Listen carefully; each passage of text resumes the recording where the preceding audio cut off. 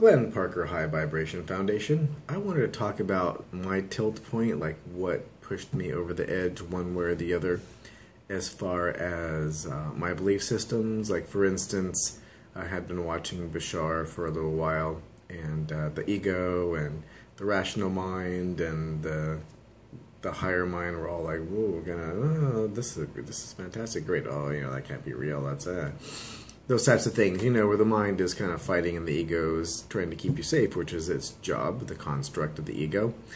And I wanted to talk about what kind of pushed me over and went, whoa, okay, here we are.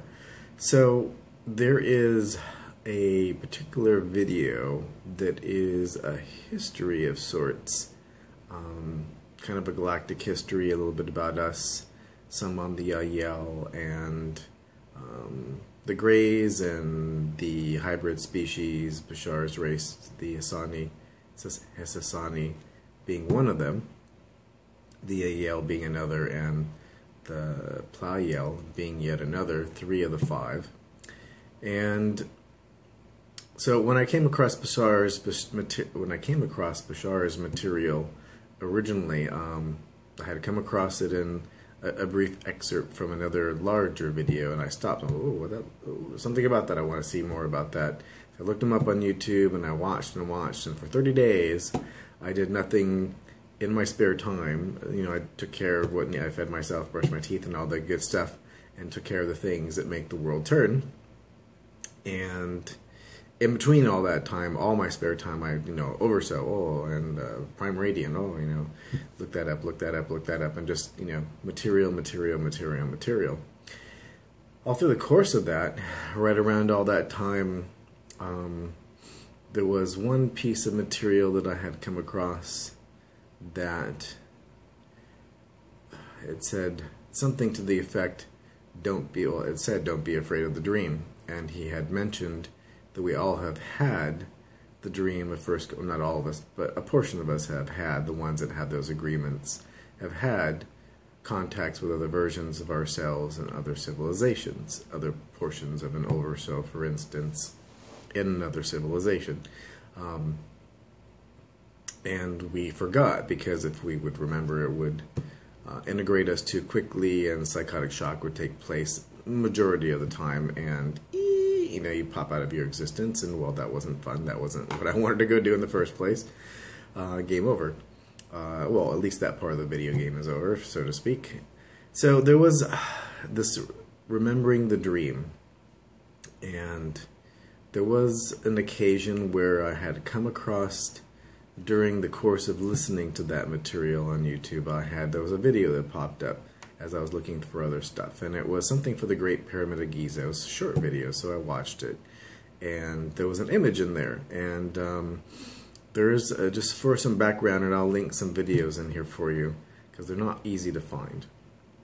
Discovery has done a special on this and shows a piece of it, but some people have kind of turned up the volume a little bit and done a little bit more research on it, or at least disclosed more on it. And what it is there's a small little chamber. I mean, I think it's 8 by 6 or something. It's tiny, maybe a cat or something can get in there, small animal. But no human being can get in there. It's just not possible. Not even maybe a baby, but it's not going to go anywhere. In any case, so they did an experiment where they thought it was 8 feet down. And the scientists said, hey, can we go look to see what's at the end of that? We'd never seen the end of the tunnel. And they're like, what could that hurt? What the hell? So him and I think 6 or 8 other Egyptologists, top ones, were there watching. And they outfitted this, and I think this is in the early 90s, 92, 95. And they outfitted this robot, and it had arms so that it could crawl and be stable and go through. So they're going like 8 feet, 12 feet, whatever. They've gone, they're like, wow, that's farther than we thought.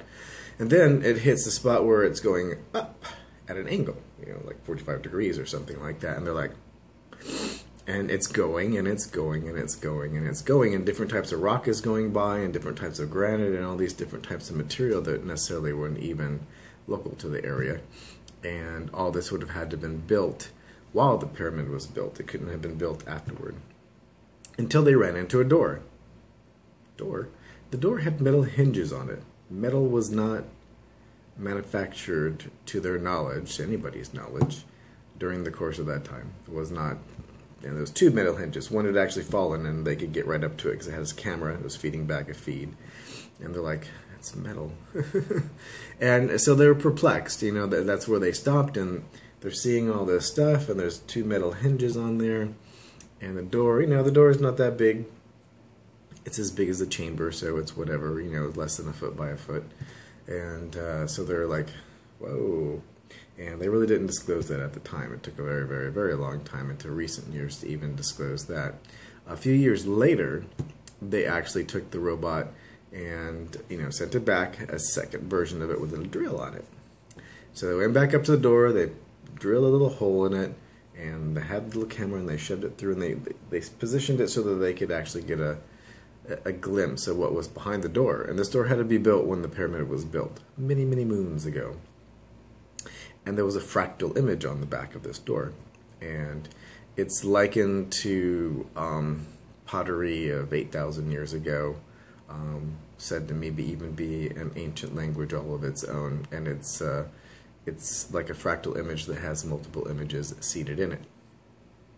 So that's what they show on the Discovery Channel, and that's what you see. Now, there's a video that somebody did, and they took that image and they put it as a fractal, and then all the shiny highlights of this, because it's kind of like a reflective surface. So when you take it and you do like a negative of it, and the things that are the shiniest you make the brightest, and the things that are less shiny or not shiny at all you make dark, it actually makes a map. Really? Well, it does more than one thing, but it also makes a map. And on that map are celestial, you know, things that we know of, and at least one planet that we don't.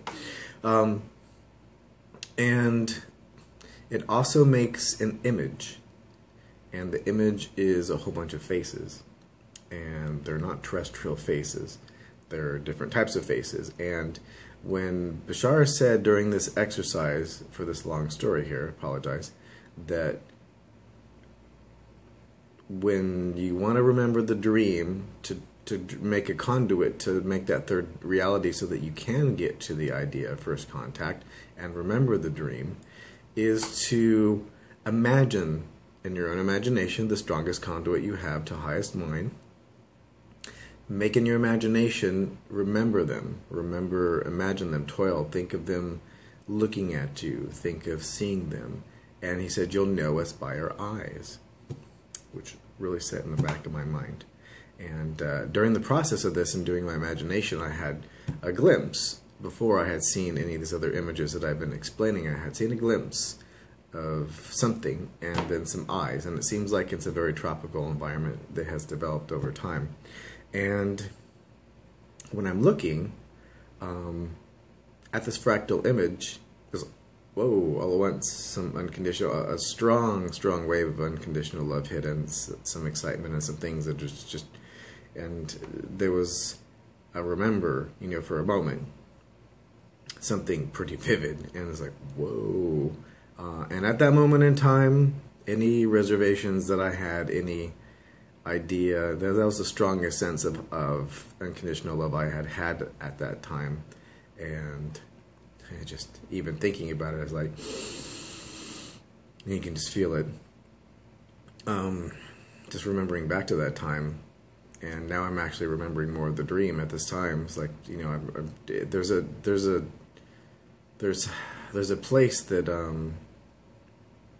it's in Hawaiian Island somewhere. I'm not sure which island it is. I don't recall offhand. But Kurt from Harmonious Earth was doing a video. He's talking about had seen, well, he was there with Bridget. He was there, and they were talking, or he had a dream, and he woke her up and he said, hey, I had a dream of my hybrid children. And where he's doing the video very much resonates with my first contact. It seems like it's that type of environment. Is it there? I don't know. Where is it? You know, that synchronicity will, you don't need to know. You'll be where you need to be when you need to be. But it seems like there's some resonance there as where he was doing it. So I'm just kind of remembering a little bit more of the dream as I'm doing this. It's interesting. In any case, so this image, and I'm going to put it as, when you see this video, I captured the image, I refined it as much as I could off of this video that I found It was a very low resolution video, but I'm going to turn that off. And what I've done since then is on a daily basis, generally daily, sometimes I don't get to it, but sometimes I do, is I'll look at this image, and that image changes, aspects of the image changes in that some of them seem to highlight for me, where you get more, the points of light get brighter as time has gone on, not in the beginning but now, like eyeballs, like there's awarenesses that know that I'm looking at the image. Now imagine if somebody did make the Great Pyramids that weren't terrestrial, or if they had assistance, for instance, which has always been speculation for many people, and they put an Easter egg in there like you do on DVDs and Blu-rays and things like that in video games, you know, where you put little hidden things. And here's this chamber. Now there's, between that room and the outside wall of the pyramid, there's a lot of space, and this is one little hole behind the first that, you know, is maybe that much space between the two and the next wall where this image is. Behind that, there's more room. There's lots of room. There's all kinds of stuff that could be in there. And they also found an empty space under the paw of the Sphinx, where there's a room under there. And Bashar has said that that room and some other information has already been uncovered, and within the next couple years, at least to my understanding, in the next 48 months or so or less, that the new integrity of the people that are going to be in office will disclose that, and it's possible at that point in time that every human being on Earth that is watching regular media will have an awareness that we're not the only life forms in the universe, and that will change things in such a way and progress the energy forward staggeringly. So this is an Easter egg, this is a biscuit. This image I've embedded in as the picture of this video. If you go to the Foundation site, you can download this image free. I cleaned it up and have I have an HD image up there, and I put it up on the flat screen, you know, and I just sit for 5 minutes and I'll take a look at it, and it is an acceleration of energy and DNA and codons that is just unimaginable, as far as you know, just so you can feel the energy after you're making other consciousness awarenesses aware that you want first contact and that you're reaching out with your mind. And sometimes they'll play a video in the background, you know, like maybe Bashar's material or something like a meditation, and have that be my background as my center point. But I thought that was interesting and I wanted to share it, and I think that image has a lot of relevance. That's why I've used it as the face of the Foundation, and I use it on my Facebook page and whatnot. It wants to go out and play and find the people that are seeking this type of information. It does seem to have a lot of potency for conscious awareness and for third to fourth density acceleration. I remember one more thing too, is that I heard a couple channels, I think it was a Pleiadian collective with Wendy, that was talking about that it's a membrane between third and fourth density. You know, it's literally a membrane between, like there are between parallel realities, there's a membrane between third and fourth density. And there was one time I was watching this image, and I was watching it for a while, and I heard a crack, weird, like tear, crack, something was, an acceleration of energy. It's kind of what I've heard when people talk about using DMT, where they feel like this, like they're like in a slingshot and going at the speed of light or more, as an acceleration, and it kind of felt like that. And perhaps that was the image stimulating portions of the brain and the pineal gland, and it was an acceleration into a fourth density shift, where I was still in third density from my concept, and I had shifted more to a fourth density state.